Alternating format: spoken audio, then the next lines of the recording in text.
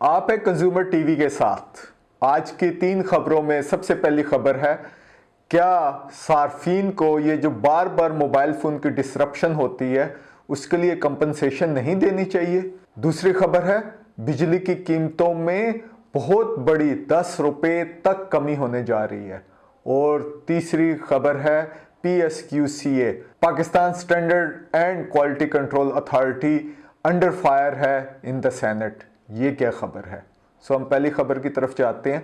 ये बार बार डिस्ट्रप्शन होती है मोबाइल फ़ोन की, डाटा यूज़ की, सर्विस वगैरह में, लेकिन बिल तो वैसे के वैसे ही आ रहे हैं और इसकी मल्टीपल रीजंस बताई जाती है। कभी बताया जाता है कि फायरवॉल इंस्टॉल हो रही है, कभी बताया जा रहा है कि वेब मैनेजमेंट सिस्टम इंस्टॉल हो रहा है, कभी सिक्योरिटी रीजंस होती है, कभी प्रोटेस्ट हो रहे हैं, मल्टीपल रीजंस होती है, डिफरेंट शहरों के अंदर है। लेकिन अचानक जो मोबाइल फ़ोन की सर्विस है वो डिसरप्ट हो जाती है या उसमें खलल आ जाता है।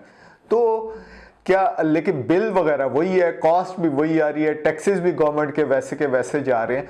तो जब ये एक एग्रीमेंट हो रहा है सर्विस प्रोवाइडर और कंज्यूमर के दरमियान, तो क्या कंज्यूमर को इस सिलसिले के अंदर अप्रोच नहीं करना चाहिए और कंपनसेशन के लिए अप्रोच करना चाहिए? ये आइडियल केस है, कंज्यूमर को ये वाले केस टेकअप करने चाहिए, अदरवाइज ये इशू रहेगा।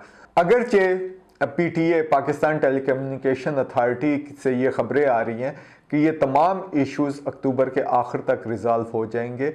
रिजॉल्व होते हैं या नहीं होते, लेट्स सी। लेकिन फिर भी ये आइडियल केस है कंपनसेशन क्लेम करने का और कंज्यूमर्स को ज़रूर ये कंपनसेशन क्लेम करनी चाहिए। और ये कंज्यूमर प्रोटेक्शन के लॉज और रेलिवेंट जो रेगुलेटरी लॉज हैं उसके अंदर इन किस्म की प्रोविजन ज़रूर मौजूद है। दूसरी खबर की तरफ जाते हैं।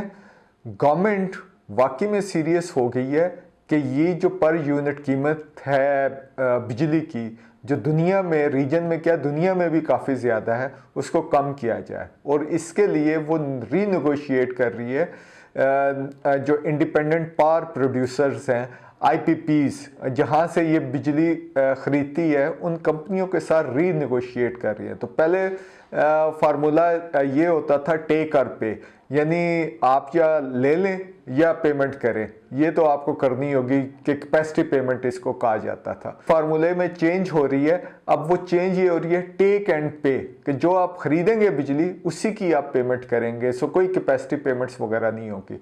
पहले हपको पावर के साथ इन्होंने एग्रीमेंट को टर्मिनेट किया या उसको ख़त्म किया, जो भी लीगल टर्म है।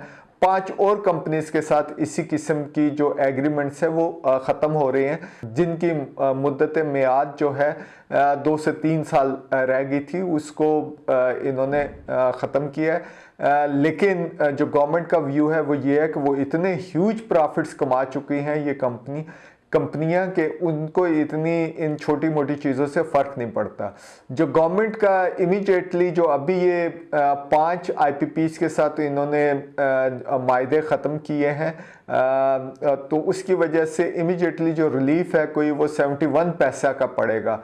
लेकिन अल्टीमेटली गवर्नमेंट ये चाह रही है कि ये जो रिलीफ है ये तमाम IPPs के साथ, और ये विद इन 1 मंथ तक ये रिलीफ पास ऑन हो सकता है, हो जाए। तकरीबन 36 रुपये की बजाय जो पर यूनिट है ये 26 रुपये पर यूनिट है। दूसरा एक इशू ये भी था कि हम क्योंकि सरप्लस बिजली पैदा करते हैं और जो गर्मियों में है वो तो पीक के ऊपर चले जाते हैं, लेकिन सर्दियों में हमारी जो कंजम्पशन है वो डिप हो जाती है। लिहाजा गवर्नमेंट ये भी प्लान कर रही है कि सर्दियों में कंज्यूमर को 20% के आसपास इंसेंटिव दे ताकि वो बिजली का इस्तेमाल ज़्यादा करे। ये भी एक नई चीज़ पाकिस्तान में होने जा रही है कि गवर्नमेंट कहेगी कि बिजली का इस्तेमाल ज़्यादा करे। सो जस्ट बी रेडी, ये कंज्यूमर इंटरेस्टेड ट्रेंड्स जो है ये हम आपको बता रहे हैं। जो तीसरी खबर है वो है PSQCA के हवाले से। ये Pakistan standard and quality control authority है जो कराची में कायम है। इसका जो काम है स्टैंडर्ड्स बनाना चीज़ों के बारे में, दूध का क्या स्टैंडर्ड होगा, खाने पीने की चीज़ों का क्या स्टैंडर्ड होगा, सीमेंट का क्या स्टैंडर्ड होगा, और अगर कोई कंपनी उन स्टैंडर्ड्स के पूरा नहीं करती तो उसके खिलाफ ये फ़ाइन करती है। तो सेनेट की जो कमेटी साइंस एंड टेक्नोलॉजी है जिसके आप मेंबर्स भी आपको स्क्रीन पे नज़र आ रहे हैं, उसने इसकी स्क्रूटनी करनी शुरू की है और वो ये कह रहे हैं कि इनकी परफॉर्मेंस जो है अप टू द मार्क नहीं है, सेटिस्फैक्ट्री नहीं है। कोई इनके 28 साल से ये ऑर्गेनाइजेशन काम कर रही है और कोई 31 के करीब इसके इंस्पेक्टर है। लेकिन जो सेनेट कमेटी का जनरल इंप्रेशन वो ये आ रहा है कि इस जो ऑर्गेनाइजेशन है, जो हुकूमत की ऑर्गेनाइजेशन है, इसकी इफेक्टिवनेस बहुत लिमिटेड है। जैसे इन्होंने सीमेंट इंडस्ट्री को फाइन किया था, लेकिन फाइन अभी तक जमा नहीं हुआ। लिहाजा सेनेट कमेटी ने इनसे मांगी है डिटेल के, और डिटेल्स वो इन हवालों से लेके आए, और इसी तरीके से इन्होंने जो प्रिविलेजेस हैं और सैलरीज हैं वो कितनी एक हैं।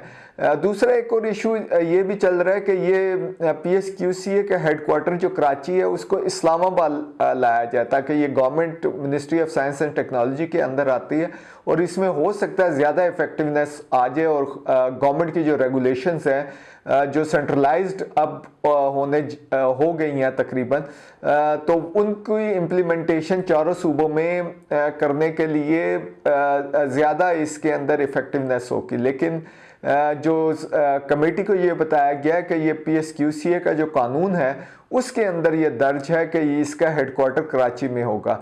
सो सेनेट कमेटी इसके ऊपर भी गौर किया है कि एक प्राइवेट मेंबर बिल डालते हैं पार्लियामेंट में, और वो पास कराने की कोशिश करते हैं जिसमें इसका जो हेडक्वार्टर है वो रिलोकेट किया जाए इस्लामाबाद में। ये और काफ़ी सारी और भी खबरें कंज्यूमर इंटरेस्ट की हैं, लिहाजा देखते रहिए कंज्यूमर TV।